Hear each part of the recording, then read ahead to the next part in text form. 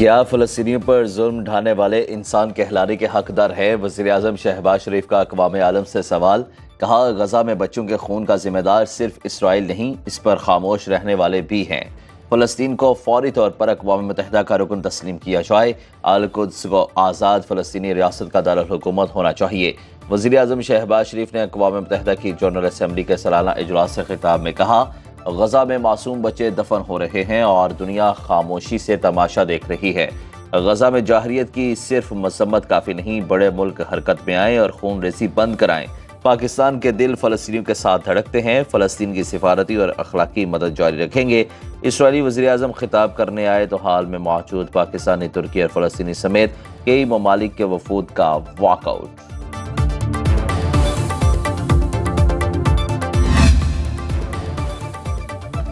मकबूजा कश्मीर में भारत के यकतरफा इक़दाम से खित्ते के अमन को खतरात लाहक हैं। आलमी बरादरी को भारतीय हुकूमत का हाथ रोकना होगा। वज़ीर-ए-आज़म शहबाज शरीफ का अक़वाम मुत्तहिदा की जनरल असम्बली के सालाना इजलास से खिताब। कहा, 2019 में मोदी सरकार ने यकतरफा तौर पर मकबूजा कश्मीर को हड़प करने की कोशिश की। मसला कश्मीर आज भी सलामती कौंसिल की करारदादों में मौजूद है, जिनके मुताबिक कश्मीरियों को हक़ खुद इरादियत मिलेगा। दिल्ली सरकार मकबूजा कश्मीर की मुस्लिम अक्सरियत को अक़लियत में बदलने की नाकाम कोशिशें कर रही है। वज़ीर-ए-आज़म ने भारतीय हुकूमत पर वाज़ेह किया कि किसी भी भारतीय जाहरियत का मुंह तोड़ जवाब दिया जाएगा।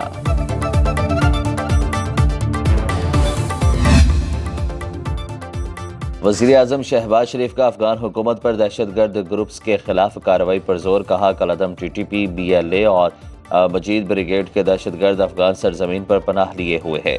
अफगान अबूरी हुकूमत से तवक्को है कि वो सरहद पार दहशतगर्दी की कार्रवाई में मुलविस ग्रुपों के खिलाफ कार्रवाई करेगी।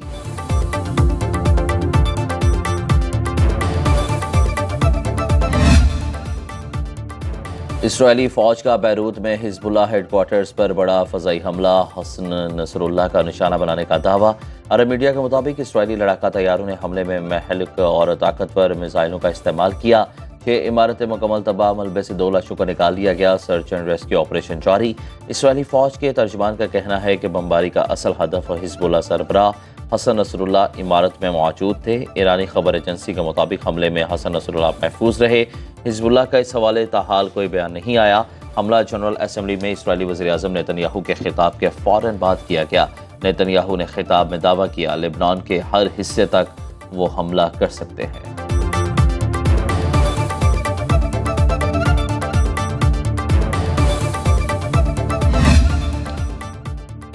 आर्मी चीफ का कराची कोर का दौरा। SPR के मुताबिक जनरल आसिम मुनीर को पाक फौज के ऑपरेशनल तैयारियों और तरबियती उमूर पर ब्रीफिंग दी गई। सिपा सलार ने इन्वास्टा इंडस IT पार्क का इफ्तिताह किया।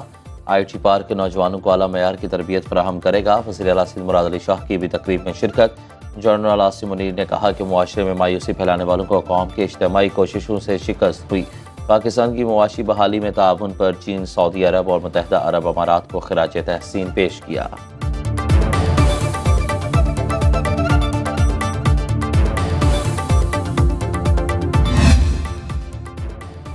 पाकिस्तान को IMF कर्ज की पहली किस्त मौसूल। स्टेट बैंक ने 1 अरब 2 करोड़ 69 लाख डॉलर मौसूल होने की तस्दीक कर दी। IMF एग्जीक्यूटिव बोर्ड ने गुज़श्ता रोज़ पाकिस्तान के लिए 7 अरब डॉलर कर्ज प्रोग्राम की मंजूरी दी।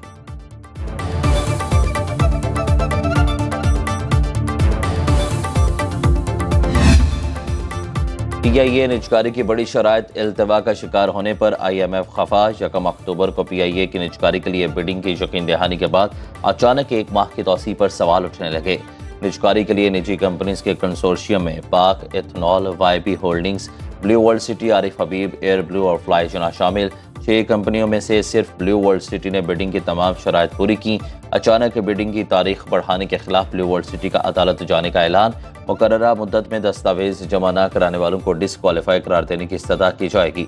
निजकारी कमीशन के गैर संजीदा फैसले से स्टॉक मार्केट में PIA के शेयर्स की कीमत 2 रुपये 9 पैसे रह गई।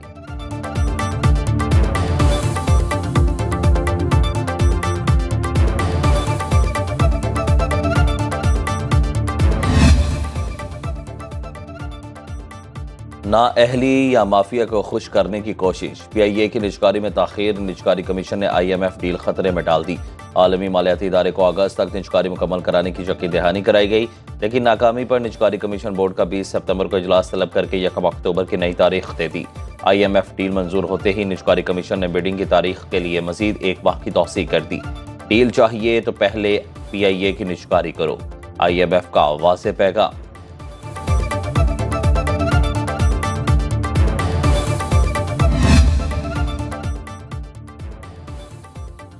चेयरमैन ब्लू वर्ल्ड सिटी साद नज़ीर कहते हैं PIA की बिडिंग के लिए 6 कंपनियों में से सिर्फ ब्लू वर्ल्ड सिटी ने तमाम डॉक्यूमेंट्स पूरे किए। बार बार इजाज़त मांगने के बावजूद निजकारी कमीशन ने बिडिंग के लिए पेश की रकम जमा कराने से रोका। दस्तावेज जमा कराने की तारीख और मुकर्ररा वक्त गुजरने के बाद अचानक तारीख में तौसी की गई, जिस पर अदालत जाएंगे। CEO Blue World Aviation major retired Misam Raza ने कहा कि PIA निजकारी का अमल 29 अप्रैल से शुरू हुआ। ब्लू वर्ल्ड सिटी वाहिद कंपनी है जिसने मुकर्ररा वक्त में तमाम कवायफ जमा कराए।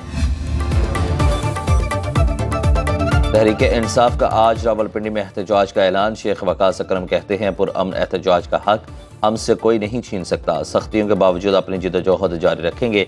सेनेटर शिबली फराज ने कहा कि आज़ाद अदलिया मुल्क के मुस्तकबिल की जामिन है। दूसरी जानिब पंजाब हुकूमत ने रावलपिंडी डिवीजन में हर किस्म के एहतजाज, जलसे जुलूस और इज्तिमा के खिलाफ दफ़ा 144 नाफिज कर दी। लियाकत बाग सील।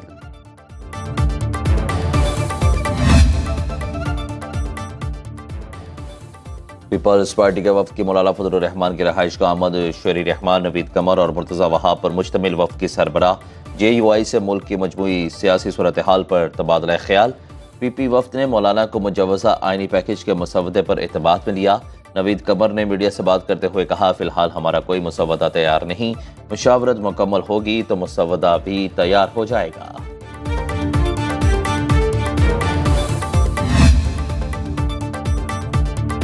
आर्टिकल 63A नजरसानी अपीलों की समाअत 30 सितंबर के लिए मुकर्रर। कॉज लिस्ट जारी। चीफ जस्टिस काजी फायज ईसा की सरबराही में 5 रुकनी लार्जर बेंच समाअत करेगा। Justice Munib Akhtar, justice Aminuddin Khan, justice Jamal Khan Mandokhail और जस्टिस मज़हर आलम मियां खेल बेंच का हिस्सा।